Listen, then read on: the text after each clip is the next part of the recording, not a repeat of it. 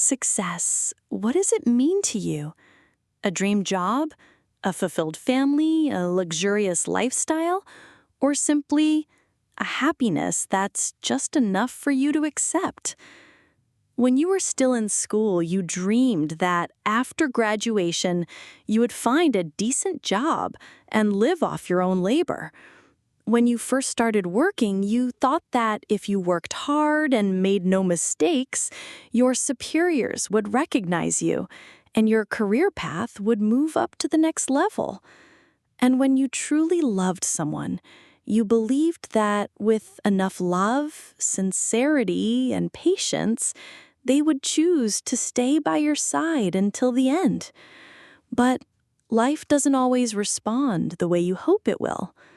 There are jobs that never come, recognition that's never acknowledged, or people you love who have walked away despite you holding on to them with everything you had.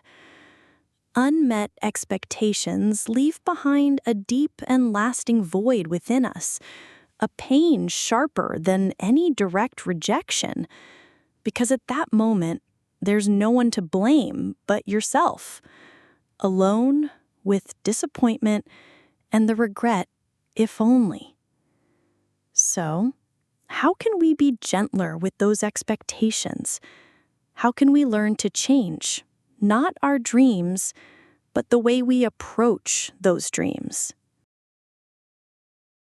Neuroscientists call it predictive processing, a mechanism where the brain continuously creates expectations about the future based on past experiences. Every time we make an effort, the brain automatically activates the dopamine system, creating a sense of anticipation for the reward to come. But in reality, our brains cannot distinguish between hope and expectation. To the brain, every effort is tied to an implicit promise of positive outcomes. I remember sitting in a job interview, looking into the interviewer's eyes and thinking to myself, I've prepared thoroughly, I'm sure to succeed. But when I received the rejection email, that feeling, it wasn't just disappointment about a lost opportunity, but as if my entire worldview about life's fairness was collapsing.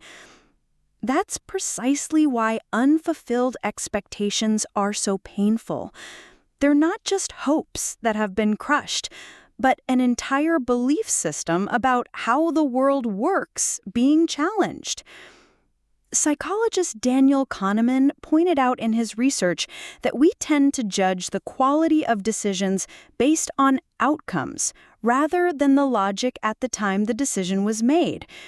This makes us believe that if the result isn't as expected, it must be because we did something wrong. That's exactly why implicit expectations create deeper pain than direct rejections. Perhaps you've experienced that moment when you finally got your dream job, found your ideal relationship, or achieved your financial goals, but instead of lasting satisfaction, you felt a strange emptiness. Psychologists call this arrival fallacy, the illusion that when we reach our destination, we will find lasting happiness. Harvard professor Tal Ben-Shahar has proven that our brains are designed to seek the next goal immediately after completing the current one. That's why dopamine, the chemical of motivation, is released most during the process of anticipation, not when we achieve the result. Once, after completing an important project, I sat in my office asking myself, so, is this all there is? The project was brilliantly successful, but the applause, the praise, it all only lasted a few brief minutes. And when I stepped out of the meeting room, life returned to everyday concerns, continuing to set new goals. That's exactly why our definition of success constantly changes. When we were students, we thought having a degree was enough. When we had a degree, we thought having a job was enough. When we had a job, we thought having a high position was enough. And when we had a high position, we looked for something else. This is the hedonic treadmill, a phenomenon where no matter what goal we achieve, our baseline level of happiness tends to return to its original level. It's as if we're running on a treadmill. No matter how fast we run, our position remains unchanged. Research has found that only 10% of happiness comes from external circumstances, while 40% comes from how we perceive and experience life. Could it be that the trap lies not just in the destination, but in the perfect standards we set for ourselves? The most perfect expectations often cause the most suffering. Psychology calls this the perfectionism paradox.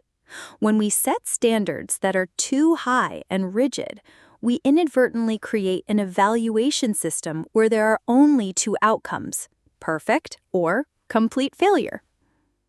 Dr. Brené Brown pointed out in her research that perfectionism isn't about self-improvement, but about trying to earn approval from others to avoid painful emotions like shame, judgment, and blame. Let's remember the number research has given us. 40% of happiness comes from how we perceive and experience life. This means most of the power to create true success lies in our hands, not in changing external circumstances, though that can help to some extent, but in changing the lens through which we view life. In the same moment, two people can have two completely different experiences. One person sees failure in not getting a promotion, another sees an opportunity to learn more. One person sees stress in deadlines, another sees challenges for growth. The lens we choose to look through not only determines what we see, but also determines how we feel about ourselves. So, how can we be gentler with our expectations? The answer doesn't lie in lowering expectations, but in changing our relationship with them. First, learn to distinguish between process goals and outcome goals. Outcome goals are about results. I want to own my own company or make lots of money and live a leisurely life. These are completely beyond our control. Process goals are about the journey. I will learn a new skill every month. I will expand business relationships, learn more about financial management. These are things we can completely control. Second, practice the art of reframing. When an expectation isn't met, instead of asking, "Why did I fail?" try shifting to questions like, "What experience did I gain from this situation?" Or, "How could I do this better next time?" This isn't about giving up, but about accepting in order to broaden our perspective, helping us find meaning and strength even in unexpected changes on our own journey. Third, learn to pause and feel. To change the brain's tendency to focus on the negative, we need to consciously pause and truly experience beautiful moments, however small. Take some time to really feel when something positive happens.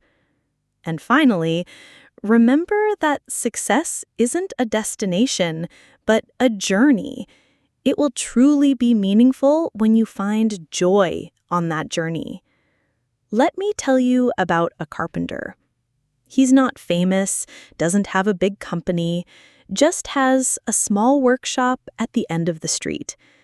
Every morning, he opens the door and the scent of wood wafts out. The smell of patient years, of mastery accumulated day by day. He's not in a hurry. When a customer orders a table, he doesn't promise to make it as fast as possible. Instead, he says, I will make it as well as I can. His calloused hands feel each grain of wood, sensing the texture, understanding what the material wants to tell him. The rhythmic chiseling in the workshop isn't the sound of haste, but the rhythm of care. Each cut is considered, each joint is carefully checked. He knows that good wood needs time to breathe, and rushing only ruins the work. At the end of each day, when the afternoon light streams through the workshop window, he steps back, looking at the product he just completed. No need for anyone's praise, no need to post on social media, just knowing that this table will hold family meals. This chair will support someone in moments of weariness. His eyes become profound when he says, I create items filled with passion that benefit many people. For the carpenter, success isn't fame or numbers in a bank account. It's the satisfaction of knowing that his work has meaning, his craftsmanship is valued, and what he creates will bring value to others. Perhaps that's the answer we've been searching for all this time. It's not about proving anything to the world, but about finding peace with ourselves and purpose in what we do. So, what does success mean to you? Perhaps after everything we've explored together, you'll realize that this question may not have a standard answer. Some find joy in their child's laughter when being told bedtime stories. Others find peace in quietly sitting with their morning coffee, sensing the gentle fragrance and soft sunlight through the window. Or someone else feels happy when they help a colleague overcome difficulties, even though no one knows about it. Some feel proud in learning a new skill, however small. And some feel successful simply because they chose kindness over anger in a difficult moment. So there you have it. Success, with its initial definition, might be the culmination of an entire process. But when you gently listen to yourself, you'll easily realize that your success doesn't necessarily have to be that distant destination.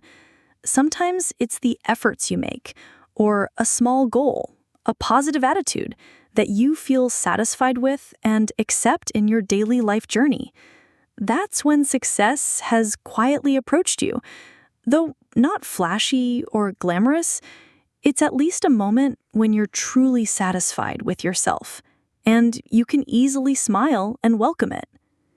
Your own path to success, a path that needs no comparison with anyone, because each person will have different goals and standards for defining life. No one is the same, so comparison is unnecessary. And I really want to hear your story. Please share in the comments. What does a successful day look like in your own world? Beginning, truly, is never too late. Thank you for taking the time to wander through these thoughts with me. I hope that in the quiet moments of life, you'll find a definition of success that truly belongs to your heart. See you in the next explorations.